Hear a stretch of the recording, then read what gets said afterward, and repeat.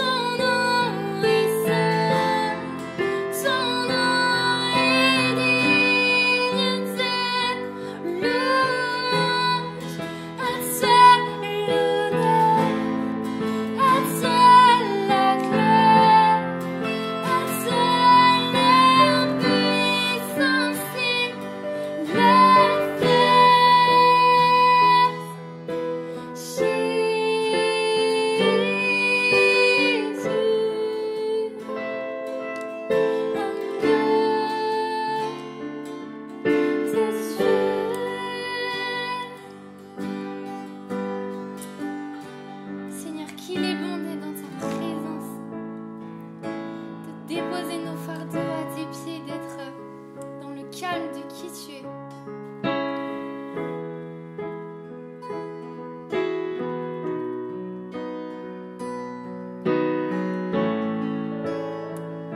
Jésus.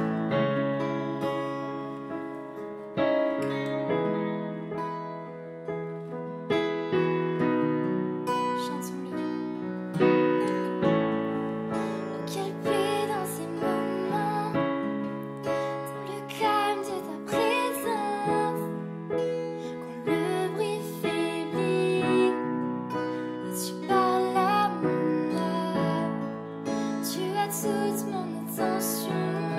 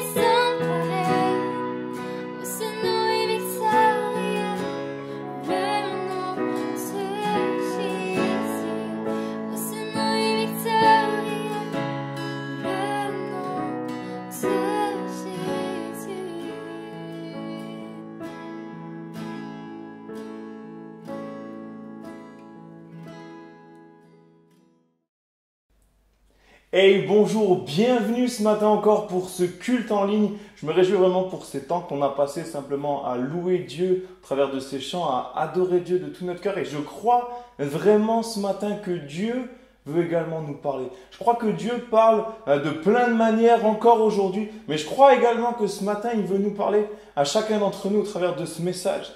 Ça y est, on y est enfin. On est enfin au beau jour. Je ne sais pas si tu es comme moi. Mais moi, j'attendais vraiment ce soleil depuis un moment. Je ne sais pas si tu as remarqué, mais maintenant, quand on parle avec des gens, bien souvent, cette conversation revient assez souvent. Ça y est, enfin, il fait beau. On va pouvoir ressortir, on va pouvoir profiter, aller en terrasse, etc. Ça fait vraiment du bien. Je crois que ça joue beaucoup sur le moral. Et avec ma femme, on a décidé cette année de planter du gazon dans notre jardin. On a planté au printemps et on voulait vraiment que cet été, eh bien, le gazon sorte, qu'il soit vert, qu'il soit beau, qu'on puisse profiter pieds nus dans l'herbe. Eh bien, aujourd'hui, rien n'est comme on avait prévu. Le gazon est plus ou moins sorti, il est absolument pas beau, il y a des trous de terre partout, il y a une tonne de mauvaises herbes. C'est pas du tout ce qu'on avait prévu.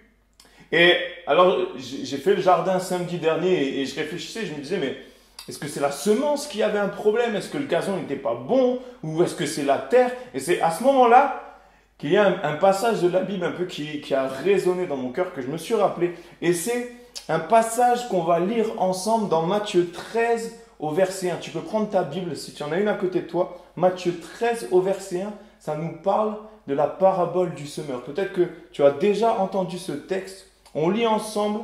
Ce même jour, Jésus sortit de la maison et s'assit au bord de la mer. Une grande foule s'étant assemblée auprès de lui, il monta dans une barque et il s'assit. Toute la foule se tenait sur le rivage. Il leur parla en parabole sur beaucoup de choses et il dit: un semeur sortit pour semer.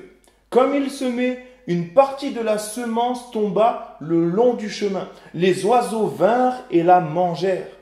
Une autre partie tomba dans les endroits pierreux, où elle n'avait pas beaucoup de terre. Elle leva aussitôt, parce qu'elle ne trouva pas un sol profond. Mais quand le soleil parut, elle fut brûlée et sécha, faute de racines. Une autre partie tomba parmi les épines. Les épines montèrent et l'étouffèrent.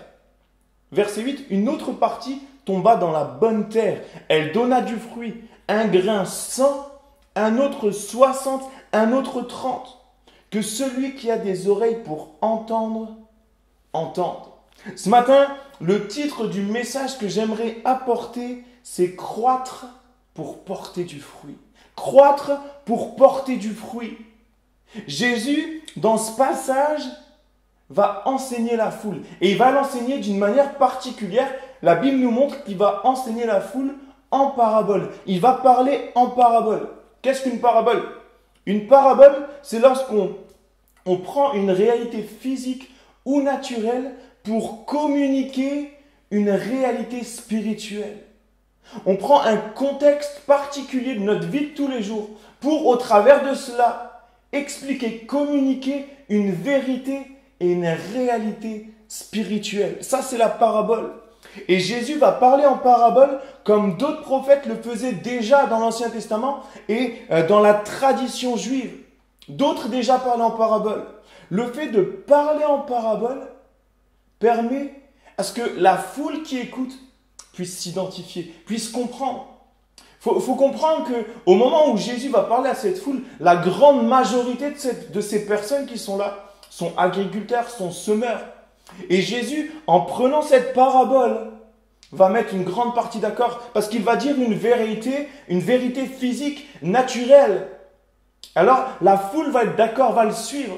Mais Jésus va utiliser cette parabole, ce contexte de leur vie de tous les jours, pour leur communiquer une vérité spirituelle. Une vérité spirituelle. Mais Jésus ne va pas parler en parabole uniquement pour cela.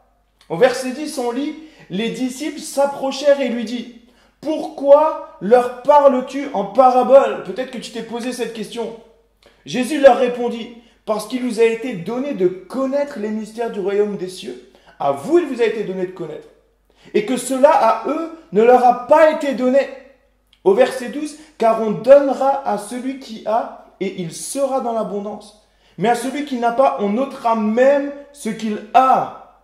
C'est pourquoi je leur parle en parabole, parce qu'en voyant, ils ne voient point, et qu'en entendant, ils n'entendent ni ne comprennent. Jésus parle en parabole, certes pour leur parler du contexte qu'ils connaissent, mais pas seulement. Jésus va parler également en parabole pour que ceux qui sont sincères, ceux qui croient, qui veulent croire en Jésus, croire en Dieu, ceux qui cherchent vraiment, sincèrement à croire, eh bien qu'ils puissent comprendre la signification de la parabole. Mais à l'inverse, ceux qui sont incrédules, eh bien il veut leur cacher la vérité. Il veut cacher la vérité à ceux qui ne croient pas, ceux qui veulent rien savoir, ceux qui critiquaient. Dans la foule, il y avait beaucoup qui croyaient, mais il y avait également certains qui critiquaient, certains qui ne croyaient pas, qui blasphémaient contre Jésus. Et Jésus, au travers de cette parabole, veut cacher la vérité aux incrédules. Et peut-être que ce matin, tu es incrédule, que tu ne crois pas, que tu ne veux pas croire. À ce moment-là, peut-être que cette parabole peut te paraître bizarre. Mais c'est une joie pour celui qui croit. Parce que Dieu veut se manifester. Chaque personne qui est sincère, Dieu veut venir révéler les merveilles de sa gloire, de qui il est. Dieu veut se révéler. Il suffit simplement de croire, de chercher à croire. La parabole nous parle de 4 terrains différents. Il y a le long du chemin, les endroits pierreux, les endroits épineux et la bonne terre. Il faut savoir qu'en Palestine, en Israël, dans tous ces coins-là, lorsque le semeur allait pour semer, il y a 2000 ans, bien avant et après encore, il avait comme une sorte de sac, comme une sacoche qui était accrochée, remplie de grains, et le semeur marchait le long du champ qui était labouré, et avec sa main, il faisait comme un mouvement comme ça, où il prenait dans le sac, il prenait des graines, et avec le mouvement, il lançait, et il recommençait, et il lançait. Et c'est comme ça, c'est de cette manière que le semeur labourait le champ. Et il faisait cela jusqu'à ce que tout le champ soit entièrement labouré. C'est de cette manière qu'il procédait. Mais voilà que Jésus va nous parler de ce premier type de terrain, c'est le long du chemin. Le long du chemin. En allant vers le champ, le semeur passait par ce chemin. Et en réalité, les chemins servaient de délimitation pour les champs. Il n'y avait pas de clôture électrique ou quoi. C'était justement ces chemins qui avaient ce rôle de délimiter justement les champs. Et on voit que ces chemins étaient très empruntés. Il y avait énormément de passages sur ces chemins. Et du coup, on peut imaginer que ces chemins qui étaient composés peut-être de terre, de pierre, étaient très compacts, foulés par les pieds des passants. C'était de la terre, elle était cuite en fait à la chaleur du soleil. Et on peut imaginer ce terrain comme étant très dur, comme de la pierre. Et lorsque Jésus va parler justement de cette première semence qui tombe le long du chemin, eh bien on peut imaginer cette semence qui rebondit sur le chemin. Cette semence qui ne peut pas pénétrer.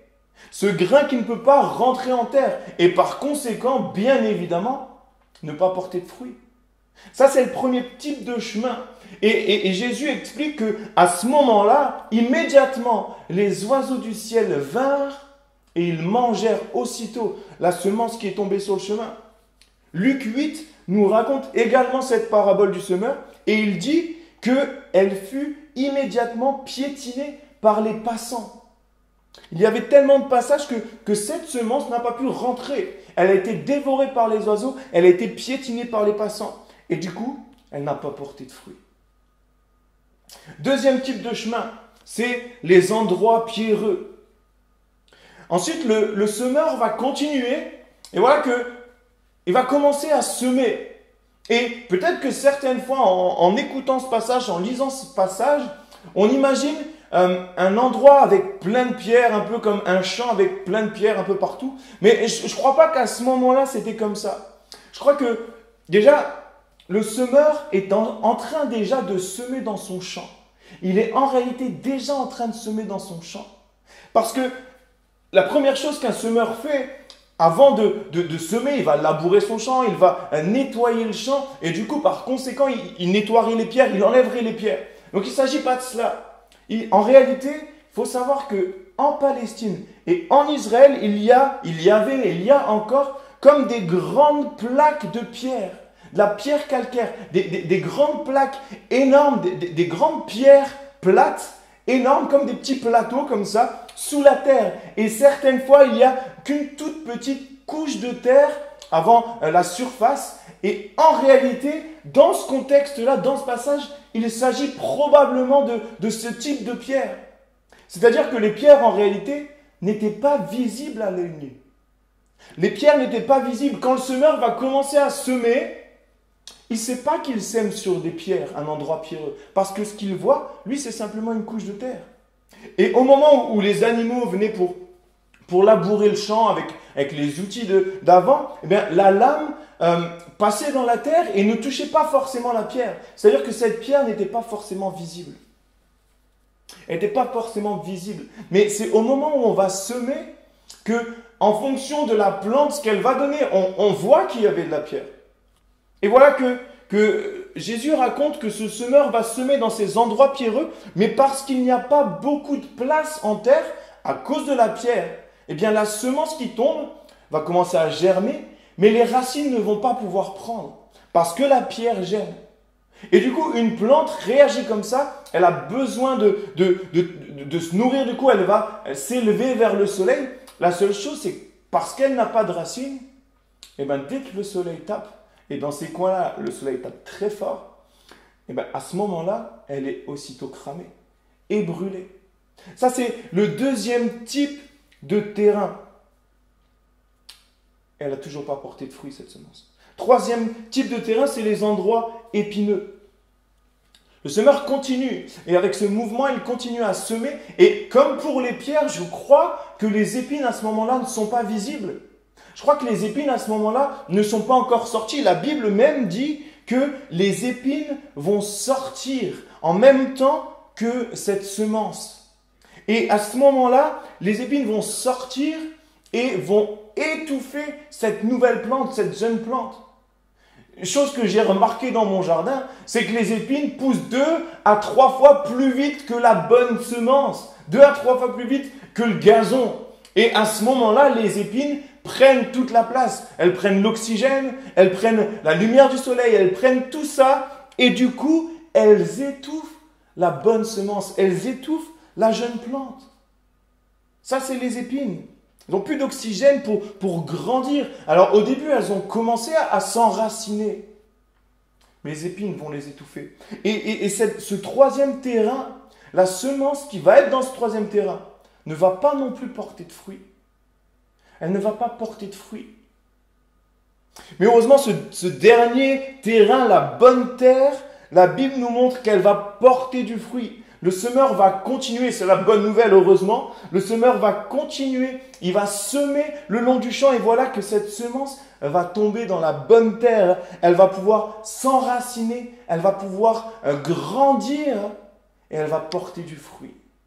Elle va porter du fruit. La Bible montre même le rendement du grain, il y en a un qui donne 100, un autre 60, un autre 30. C'est incroyable comme ce grain s'est démultiplié. Ce grain s'est démultiplié. Et Jésus, en racontant cette parabole, eh bien, cette foule qui l'écoute va être d'accord parce que cette foule comprend ce message, comprend en tout cas l'aspect physique et naturel. Ce grain va se multiplier. Et cette semence qui est tombée dans la bonne terre, peut-être va grandir moins vite que celle qui est tombée dans les endroits pierreux. Mais ce qui compte n'est pas la vitesse à laquelle la plante va grandir. Ce qui compte n'est pas c'est pas une course, c'est pas le premier qui sort va donner le plus de fruits. Ce qui compte, c'est les racines. Ce qui compte, c'est d'avoir suffisamment de place pour sortir et résister au soleil et porter du fruit. Au travers de cette parabole, la semence représente la parole. La semence dont il est question, dont Jésus parle, c'est la parole de Dieu, c'est la parole du royaume, c'est le message de l'évangile, c'est la bonne nouvelle. Il y a plein de termes, mais c'est le message de l'évangile. L'évangile, c'est la bonne nouvelle que Jésus est venu dans ce monde. Bonne nouvelle, c'est comme le nom de notre église au Luxembourg, la bonne nouvelle à Luxembourg. Et bien ça, c'est l'évangile. La bonne nouvelle, c'est que Jésus est venu sur terre et c'est résumé dans Jean 3,16. Car Dieu a tant aimé le monde qu'il a donné son Fils Jésus, afin que quiconque croit en lui ne périsse point, mais qu'il ait la vie éternelle. Ça, c'est la bonne nouvelle. Parce que les hommes sont pécheurs, Jésus est venu et il a été jusqu'à la croix et il a pris sur lui toute notre condamnation. Il a pris sur lui notre péché. Il est mort avec cela et aujourd'hui nous avons la victoire sur cela. Si nous croyons en lui, si nous croyons qu'il est ressuscité, si nous croyons qu'il est le Fils de Dieu, si nous confessons nos fautes, alors nous passons par cette nouvelle naissance et nous sommes enfants de Dieu. Ça, c'est le message de la bonne nouvelle, c'est l'évangile. Et voilà que la semence représente justement cette bonne nouvelle. Et Jésus, un peu après, au verset 18, va expliquer la signification de cette parabole. Il va dire, « Vous donc, écoutez ce que signifie la parabole du semeur.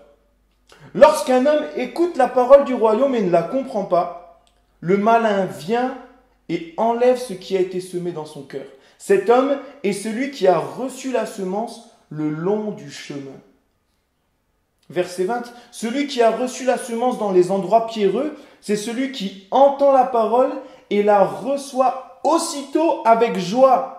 Mais il n'a pas de racine en lui-même, il manque de persistance. Et dès que survient une tribulation ou une persécution à cause de la parole, il y trouve une occasion de chute. Celui qui a reçu la semence parmi les épines, c'est celui qui entend la parole, mais en qui les soucis du siècle et la séduction des richesses étouffent cette parole et la rendent infructueuse. » Enfin, verset 23, « Celui qui a reçu la semence dans la bonne terre, c'est celui qui entend la parole et la comprend. Il porte du fruit et un grain en donne 100, un autre 60 et un autre 30. » L'explication de la parabole, c'est que ces quatre terrains qu'on a vus ensemble, correspondent à 4 types de personnes. Et plus encore, ces 4 terrains représentent 4 états de cœur. 4 types de personnes, 4 états de cœur. Et aujourd'hui, en entendant ce message, ce matin, automatiquement, tu corresponds à l'un de ces 4 terrains. Automatiquement, tu es soit représenté comme ce terrain le long du chemin, soit les endroits pierreux, soit les endroits épineux, soit la bonne terre. Mais le souci, c'est que face à la parole de Dieu, si nous faisons partie des 3 premiers terrains, alors nous n'allons pas porter de fruits.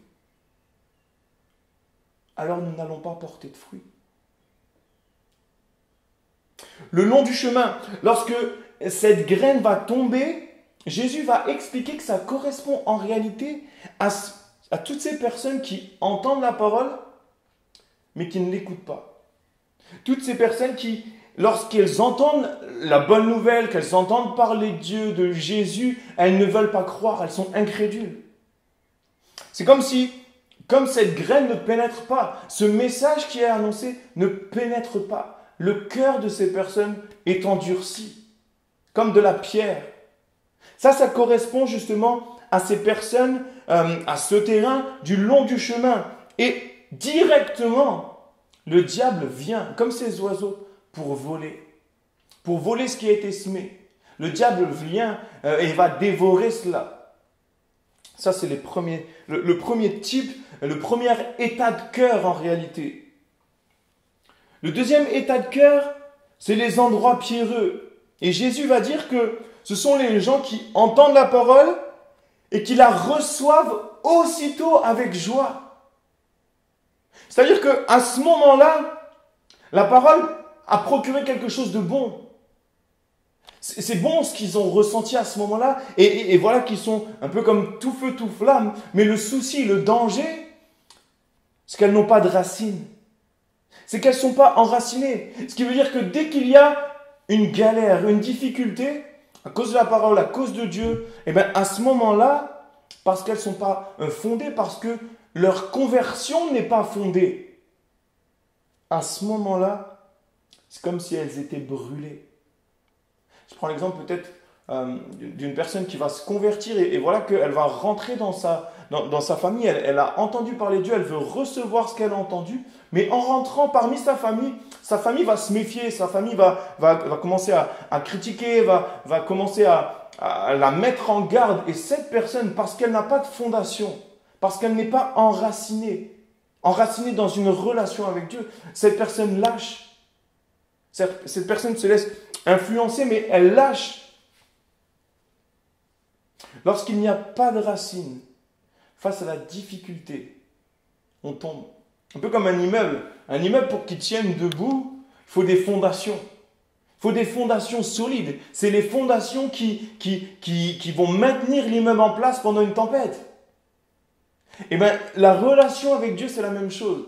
Si on n'a pas de bonne fondation, si on n'a pas de racines, dès que le soleil va taper, à ce moment-là, on va être brûlé. On va être brûlé. Il y a certaines personnes comme ça. Et peut-être qu'on a l'impression au début que ces personnes vont se lever plus vite que d'autres. Waouh, c'est trop bon ce qu'il vit, c'est incroyable, comme il est à fond, comme il est zélé pour Dieu. Mais si cette personne n'a pas de racines, tôt ou tard on le voit. Cette personne ne porte pas de fruits.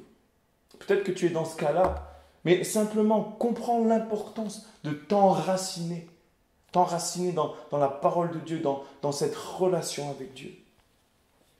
Troisième type de personne, ça correspond aux endroits épineux. Les endroits épineux. La semence est tombée au milieu des épines.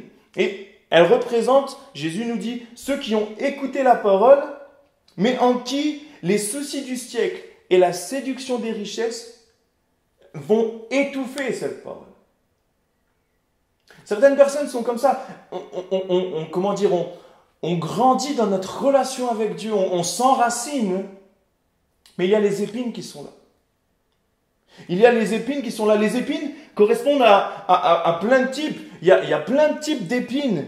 Les épines, en réalité, c'est tout ce qui t'empêche de grandir avec Dieu. C'est tout ce qui va prendre ton temps. C'est tout ce qui va prendre la première place dans ta vie. Ça, c'est les épines. Et je vais dire quelques exemples, mais en réalité, tu peux compléter peut-être cette liste avec ta vie, ta propre vie. Les épines correspondent aux richesses du monde, à tout ce qui devient notre priorité. Et si Dieu n'est pas notre première place, si autre chose est notre première place, c'est que c'est une épine.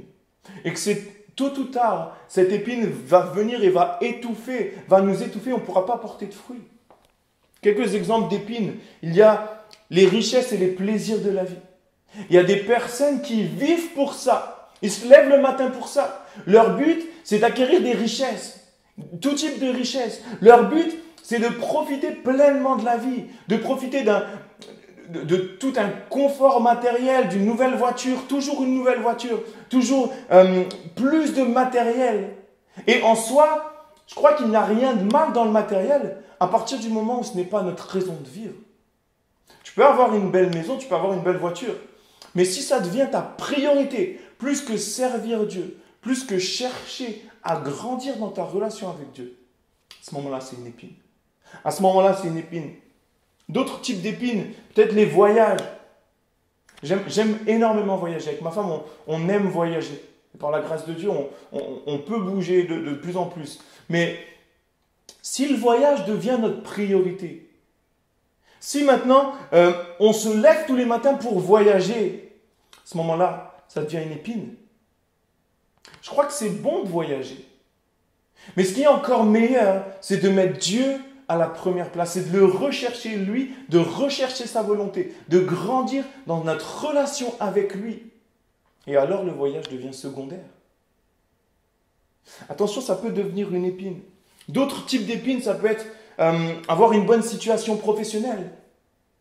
Vivre pour ton travail, vivre pour ton statut social, vivre pour ta réputation.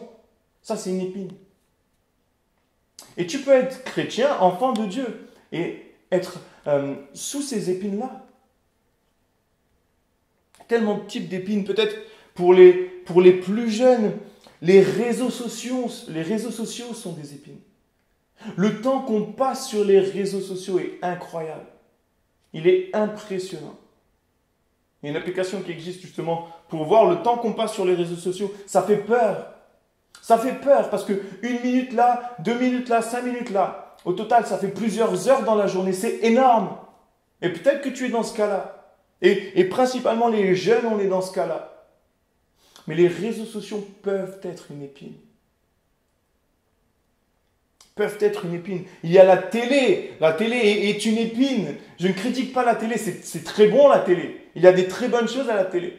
Mais ça peut être une épine. Netflix. Ça a révolutionné le confinement. Heureusement qu'il y avait Netflix. Mais Netflix, en réalité, ça peut être une épine. Parce que si notre temps qu'on pourrait passer dans la présence de Dieu à rechercher, à vivre cette relation avec lui est remplacé complètement par Netflix, à ce moment-là, c'est une épine. C'est une épine. Les jeux vidéo peuvent être une épine. Il y a tellement de types d'épines. Mais tu sais ce qui fait aussi ce qu'est une épine?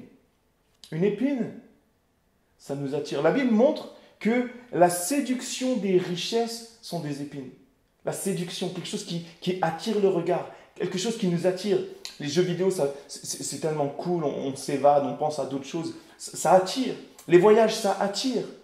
Et toutes ces choses, ça attire. Mais écoute cet exemple. Une rose. Je trouve que la rose, la fleur rose, est l'une des plus belles fleurs. Mais cette rose, lorsqu'on la regarde, la fleur, elle peut cacher les épines. La beauté, écoute cette phrase, la beauté de quelque chose peut parfois cacher les épines. La beauté de quelque chose peut parfois cacher des épines. Et tu as beau être sincère devant Dieu, tu as beau l'aimer, croire en lui, mais s'il y a ces épines dans ta vie, alors tu ne peux pas porter de fruits. Tu as beau venir à l'église à chaque réunion, venir à chaque culte, mais s'il y a ces épines dans ta vie, tu ne peux pas porter de fruits. Tu ne peux pas porter de fruits. Mais la bonne nouvelle de tout ça, c'est que Jésus, en allant à la croix pour toi, il a pris symboliquement tes épines au travers de la couronne d'épines. Jésus, en allant à la croix, a pris cette couronne d'épines qui représente également nos épines. Et il est mort avec cette couronne d'épines. Il a vaincu la mort avec cette couronne d'épines. Il a vaincu le péché avec cette couronne d'épines sur la tête. Et tes épines aujourd'hui peuvent être coupées, brisées. Si tu crois en Dieu, si tu t'attends à lui, à ce qu'il coupe ses épines, si tu es sincère devant lui, alors il vient un peu comme un sécateur et il vient couper toutes ces épines. Parce qu'il est mort pour nous. Aujourd'hui, nous pouvons être libres de tout ça.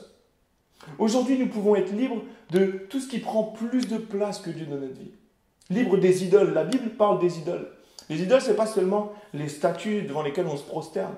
Les idoles, c'est simplement aussi tout ce qui prend plus de place que Dieu dans notre vie. Mais si on choisit de suivre Dieu, si on est sincère, alors Jésus vient briser nos idoles, vient couper nos épines. Il reste la bonne terre. La bonne terre. Ça représente chaque personne avec un état de cœur disposé, sincère, qui croit à la bonne nouvelle et veut plaire à Dieu, veut grandir dans sa relation avec Dieu. Si Dieu est la priorité de ton cœur, si Dieu est à la première place dans ta vie, si ton désir est de le servir et de faire sa volonté, à ce moment-là, tu porteras du fruit. Si ton désir est de servir Dieu, à ce moment-là, tu vas porter du fruit. À ce moment-là, ton cœur est semblable à cette bonne terre. Et tout enfant de Dieu doit aspirer à être semblable à cette bonne terre pour porter du fruit. Pour porter du fruit, Jésus va dire dans Matthieu 7 au verset 19, « Tout arbre qui ne porte pas de bons fruits est coupé et jeté au feu. » Chaque enfant de Dieu doit aspirer à porter du fruit. C'est notre mission, c'est notre taf. Quand on se lève le matin, on doit chercher à porter du fruit. Porter du fruit. Il y a différents types de fruits et j'aimerais insister sur cela. Parce que peut-être qu'en entendant ce message ce matin, tu peux peut-être te dire que les fruits sont le service pour Dieu. C'est faux. C'est faux. Bien sûr que quand tu sers Dieu, tu portes en quelque sorte du fruit. Bien sûr. Mais dans ce passage-là, dans cette parabole, il n'est pas question de ce que tu fais pour Dieu. Parce que tu peux très bien venir à l'église tous les dimanches, venir à l'église à chaque réunion. Tu peux peut-être très bien servir en projetant les chants à l'écran ou peut-être en conduisant la louange. Tu peux très bien peut-être servir même en prêchant. Mais ton cœur peut être semblable à un terrain épineux. Ce n'est pas ton service qui est le fruit dans cette parabole. Soyons vigilants à cela. Les fruits, justement, dont il est question dans cette parabole sont des fruits d'attitude, des fruits de manière d'être, des fruits de comportement. Et bien sûr, il est question des fruits de l'esprit. On voit cette liste dans Galates 5 au verset 22. Les fruits de l'esprit sont l'amour, la joie, la paix, la patience, la bonté, la bienveillance, la foi ou la fidélité, la douceur, la maîtrise de soi. Waouh! On n'arrive pas toujours à mettre en pratique cette liste, mais ça, c'est les fruits de l'esprit.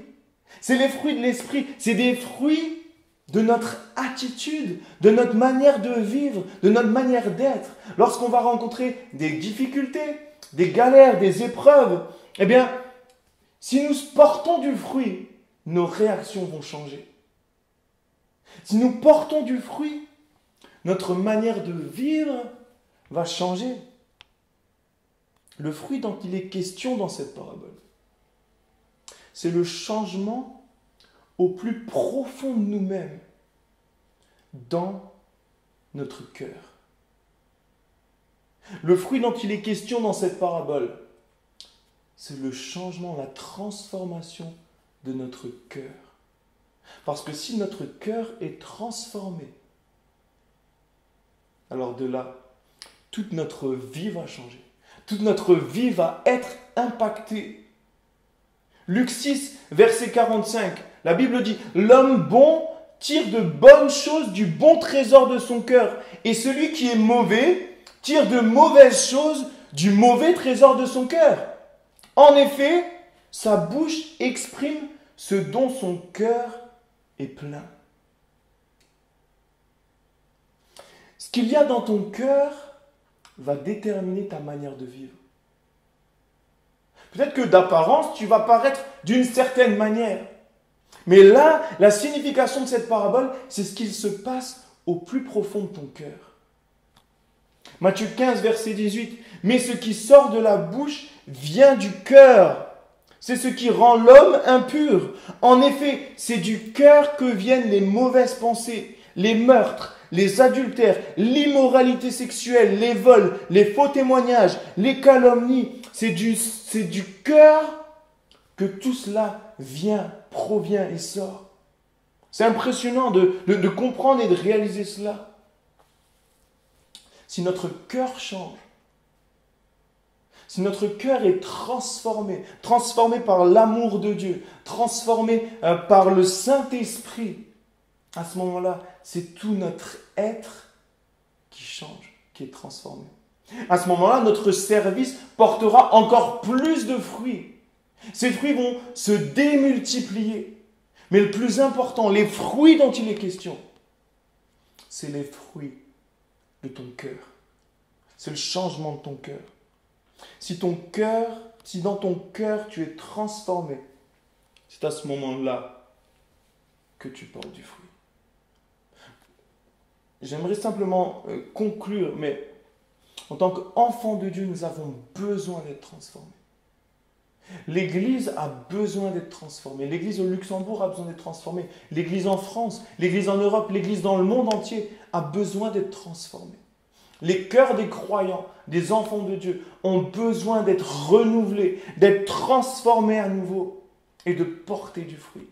De porter du fruit. J'aimerais terminer. Pour porter du fruit, eh bien, une plante a besoin d'eau et a besoin de soleil. Et dans notre vie de tous les jours, si on veut porter du fruit, c'est la même chose. C'est la même chose. Pour bien croître, pour bien grandir comme une plante, nous avons besoin de nourriture. Nous avons besoin de la chaleur du soleil. Nous avons besoin de l'eau. Nous avons besoin de cette nourriture. Et en tant qu'enfant de Dieu, cette nourriture, c'est la parole de Dieu. C'est la Bible. C'est la présence de Dieu. C'est notre relation avec Dieu. Si nous voulons porter du fruit, nous devons chercher cette nourriture. Parce que sans cette nourriture, on ne peut pas porter de fruit. On ne peut pas grandir. On ne peut pas grandir. Nous avons besoin de nous nourrir de la parole de Dieu, jour après jour. Et Dieu parle. Il parle de plein de manières. Je crois que ce matin, il parle. Mais il parle également et notamment au travers de la Bible, au travers de sa parole. Pour porter du fruit, une plante a besoin de temps. Et nous avons besoin également de temps. Nous ne portons pas du fruit du jour au lendemain. Ça ne vient pas d'un coup. Porter du fruit demande, à partir du moment où le grain va être semé, eh bien, d'affronter et de traverser les saisons. Et peut-être que dans ta vie, tu as l'impression que tu passes par des saisons peut-être plus hivernales ou plus compliquées, ou des déserts. Mais il est important de passer par là, parce que justement, c'est ce temps, la graine a besoin de ce temps pour grandir, pour se fortifier, pour s'enraciner, avant de sortir et de porter du fruit. Nous avons besoin de grandir et de persévérer. Parce que lorsque vient la tempête, il faut persévérer, il faut s'accrocher. C'est à ce moment-là qu'on va commencer à porter du fruit. C'est à ce moment-là qu'on va commencer à porter du fruit. Je crois que Dieu veut nous toucher et veut nous transformer. Mais c'est à nous de simplement choisir de croire, même si peut-être tu te poses des questions, même si tu ne comprends pas tout. Simplement, si tu choisis de croire, si tu choisis d'être sincère devant Dieu, mais alors tu lui permets de venir couper tes épines. Tu lui permets de venir un peu comme labourer ce champ et préparer cette bonne terre. Il est important de chercher à porter du fruit. Parce que lorsque on sera cette bonne terre, qu'on portera du fruit, à ce moment-là, on sera également le semeur. Notre rôle à ce moment-là sera également de semer à nouveau. Ce fruit qu'on portera va se démultiplier et on pourra semer à notre tour. Et des personnes pourront être touchées, des personnes pourront être transformées, pourront être impactées. Parce qu'on a choisi à un moment donné dans notre vie simplement de croire et simplement d'être cette bonne terre. Simplement d'être cette bonne terre. De couper ses épines. De sortir de toutes ces choses du monde et simplement mettre Dieu en priorité. Nous puissions simplement prier ensemble, rechercher cela. Seigneur, on veut te prier ce matin. On croit, Seigneur, que tu veux parler au cœur. On croit vraiment que tu veux impacter les cœurs. Seigneur, et notre prière, c'est que nous ne soyons pas comme ce long du chemin, comme cet endroit pierreux ou cet endroit épineux. Seigneur, mais nous voulons être comme cette bonne terre. Pour que ce grain, pour que cette semence, que cette parole du royaume, cette parole de Dieu vienne s'enraciner, vienne porter du fruit dans notre vie, porter du fruit dans notre cœur. C'est notre prière, Seigneur Jésus. C'est notre prière. Nous voulons porter du fruit. Mais nous voulons nous nourrir pour cela. Nous voulons grandir dans cette relation avec toi. Nous voulons grandir dans cette intimité avec le Père. Grandir dans cette parole de Dieu. C'est notre prière, Seigneur Jésus. C'est notre prière, Père. Je te prie vraiment, Seigneur, de toucher chaque personne qui nous écoute, chaque personne qui est avec nous ce matin. Que tu puisses impacter les cœurs, Seigneur. Que tu puisses toucher, que tu puisses peut-être révéler quelles sont les épines de nos vies, les mettre à cœur pour que nous puissions te laisser les couper, que nous puissions te laisser prendre toute la place. Seigneur, et nous voulons porter du fruit pour ta gloire seulement, non pas pour la gloire d'un homme ou pour notre gloire, mais pour ta gloire seulement, ô Roi des rois. Dans le nom de Jésus, nous te prions, Père. Amen. Amen. Nous puissions simplement réfléchir, méditer ces paroles ce matin. Nous puissions également prendre aussi ce temps de louange, de chanter Jésus soit le centre. Parce que si Jésus est le centre de notre vie, à ce moment-là, eh bien, nous sommes comme cette bonne terre, nous portons du fruit. Chantons-le ensemble un instant.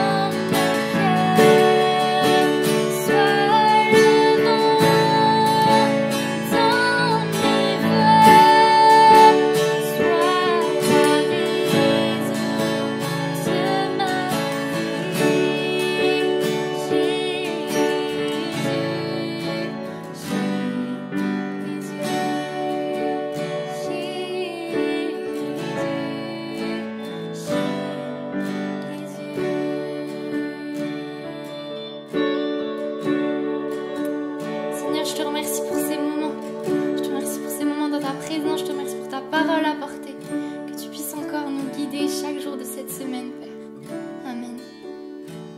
Merci d'avoir suivi ce culte. On se donne rendez-vous la semaine prochaine. Que Dieu vous bénisse.